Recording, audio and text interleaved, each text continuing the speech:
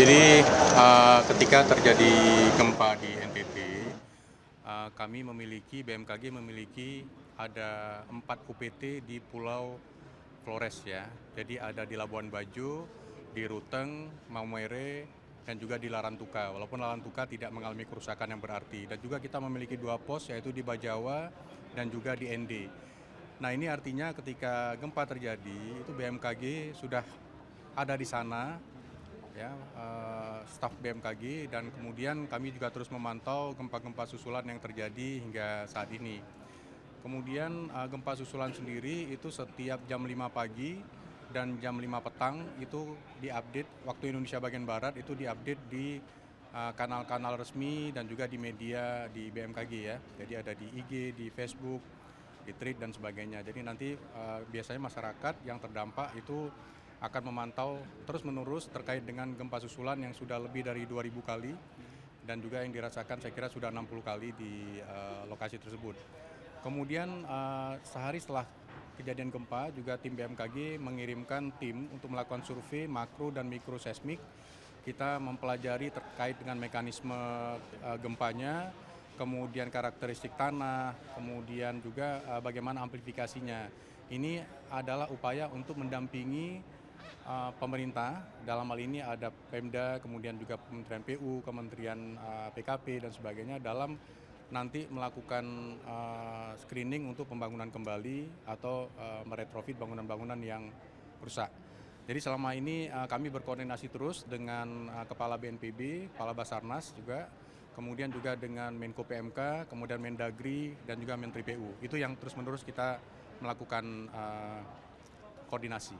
Ya. Tapi ada potensi akan adanya gempa susulan lagi nggak sih Pak di daerah NTT ataupun di daerah lainnya mungkin Pak? Ya, begini. Jadi ada 2 isu yang sering diangkat yang menjadi kegelisahan masyarakat. Yang pertama adalah isu akan terjadinya gempa besar dalam waktu beberapa hari hingga beberapa minggu ke depan. Di sana kami sampaikan bahwa BMKG terus memantau kondisinya dan kemudian nanti kita sampaikan bahwa diperlukan kira-kira puluhan tahun untuk dapat mengumpulkan energi pada patahan busur belakang dari Flores tersebut untuk kemudian menghasilkan gempa besar berikutnya. Sebelumnya yang tercatat di lokasi yang berdekatan itu di tahun 1992 itu terjadi gempa dengan magnitud 7,8 skala magnitud, kemudian kedalamannya 32 km, jadi lebih dalam dari yang terjadi sekarang. Kemudian isu yang kedua adalah kekhawatiran masyarakat untuk kembali ke tempat tinggalnya yang dekat dengan pantai. Nah ini karena khawatir akan tsunami. Nah kami tegaskan bahwa BMKG bekerjasama dengan BNPB, Basarnas dan segenap kementerian lembaga itu sudah mampu memberikan peringatan dini gempa yang berpotensi tsunami itu kurang dari 3 menit. Itu adalah sebuah SOP atau protokol di tingkat internasional. Jadi kami harus mampu memberikan pemberitahuan atau peringatan dini 3 menit setelah terjadi gempa pertama. Nah itu nantinya akan kita perkuat tentunya kerjasama dengan BNPB terkait dengan SOP-nya. Kalau terjadi gempa apa yang harus dilakukan, bagaimana penyelamatannya, naik ke tempat yang tinggi, rambu-rambu evakuasi disiapkan, kemudian juga masyarakat dapat menuju ke tempat yang aman.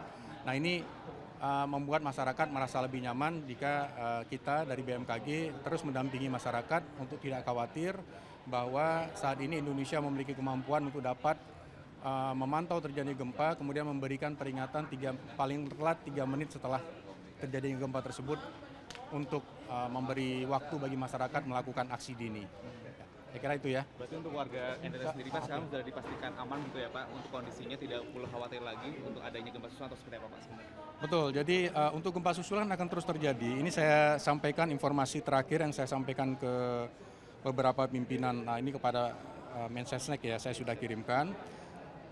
Terhitung pada tanggal 19 Agustus, hari ini pukul 5 pagi, total gempa bumi susulan itu 2.768. Magnitud terbesar adalah 6,2, yang terkecil adalah 1,1.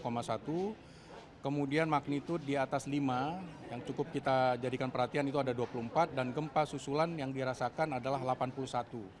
Nah ini kami melihat bahwa sudah ada tren yaitu peluruhan gempanya diperkirakan dalam 3-4 minggu nanti gempa akan meluruh hingga kondisi akan kembali dalam keadaan normal. Peluru itu berarti ya hilang gitu Ya ya, Pak? berkurang perlahan karena ini gempanya cukup besar 7,7 magnitudo, jadi diperlukan waktu yang lebih panjang untuk peluruhan hingga gempa susulan akan berakhir. Jadi ini pada masyarakat juga tidak perlu khawatir. Kami dari BMKG ada di sana, di setiap daerah di sana, dan kami akan terus mendampingi, membersamai masyarakat dalam memantau terjadinya gempa. Saya lihat juga beberapa tempat di hotel-hotel, di kantor pemerintah, di berbagai pusat aktivitas masyarakat, itu potensi gempa susulan itu juga diakses oleh masyarakat luas, ya, agar mereka memahami bahwa ini gempa susulan yang perlu peluruhan sampai dengan 3-4 minggu ke depan, hingga nanti akan berhenti sama sekali. Gempa susulan terbaru ini mengakibatkan kerusakan tambah parah nggak sih, Pak, sebenarnya, Pak? Secara prinsip kalau dia masih di bawah 6 magnitudo itu tidak terlalu, tapi perlu berhati-hati ketika gempa yang terjadi lebih dari 6 magnitudo, kemudian kita berada di gedung atau bangunan infrastruktur yang belum diretrofit atau diperbaiki, itu nanti akan dapat menimbulkan potensi kalau seandainya kerusakan yang telah ditimbulkan oleh gempa yang pertama yang magnitudo 7,7 itu akan diperparah dengan adanya gempa susulan berikutnya. Tapi makin lama makin berkurang saat ini. Baik, terima kasih Nan. Dan rencananya kami setelah RDP ini juga akan segera menuju ke Flores, walaupun tim dari BMKG Pusat juga sudah menuju ke sana. Kami melakukan survei makro dan mikroseismik, ya. Jadi nanti saya juga akan hadir di Flores dalam 1-2 hari ke depan. Tujuan survei itu apa ya, Pak, kalau boleh tahu? Ya, survei itu dilakukan untuk memantau terjadinya, kita macam-macam surveinya, ya. Jadi ada tentang verifikasi tsunami, kan kita melakukan senario menggunakan superkomputer, ya, HPC, untuk mengetahui tsunami yang terjadi di beberapa daerah itu dengan ketinggian berapa. Tapi kami datang ke lapangan untuk dapat mengecek apakah verifikasi model yang dilakukan di superkomputer yang ada di Kemayoran ini cukup akurat. Kemudian juga kita melakukan survei, ada mikrotremor untuk mengetahui ground amplification, kemudian MISW dan sebagainya untuk dapat memahami terkait dengan kondisi tanah. Jadi kita dapat ketika bangunan itu akan diretrofit atau dibangun kembali, kita tahu bagaimana untuk input data gempanya dan seterusnya. Baik, terima kasih. Mitigasi ya, Pak, ya? Ya.